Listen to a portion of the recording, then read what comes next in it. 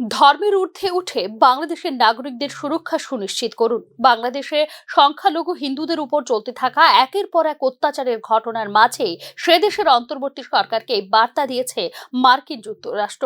আমেরিকার জাতীয় নিরাপত্তা উপদেষ্টা জ্যাক সুলিভানের সঙ্গে ফোনে কথোপকথনের সময় বাংলাদেশের অন্তর্বর্তী সরকারের প্রধান মোহাম্মদ ইউনূসের মানবাধিকার রক্ষায় বাংলাদেশের অঙ্গীকারের কথা ব্যক্ত করেছে বলে জানিয়েছেন হোয়াইট হাউস। পরে হোয়াইট হাউসে তরফে সুলিভান ইউনূসের কথোপকথন নিয়ে এক বিবৃতিতে বলা হয়, উভয় নেতাই ধর্ম নির্বিশেষে সকলের মানবাধিকারের সম্মান ও রক্ষা করার অঙ্গীকার ব্যক্ত করেছেন।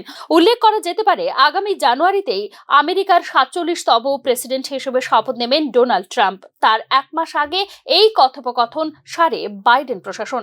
বাংলাদেশে হিন্দুদের এবং তাদের ধর্মীয় স্থানে হামলার প্রেক্ষাপটে এই কথোপকথন।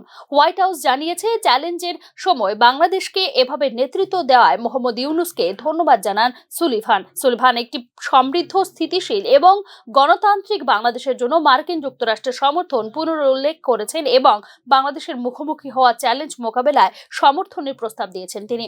উল্লেখ করা যেতে পারে, বাংলাদেশ সংখ্যালঘু হিন্দুদের উপর ক্রমাগত আক্রমণের বিষয়টি নিয়ে হোয়াইট হাউসকে অবগত করান ভারতীয় আমেরিকান ডেমোক্রেটিক কংগ্রেসম্যান শ্রী নাথেদার। এর ঠিক 72 ঘন্টার মধ্যে মার্কিন যুক্তরাষ্ট্রের পক্ষ থেকে বার্তা গেল বাংলাদেশের অন্তর্বর্তীকালীন সরকার প্রধানের কাছে।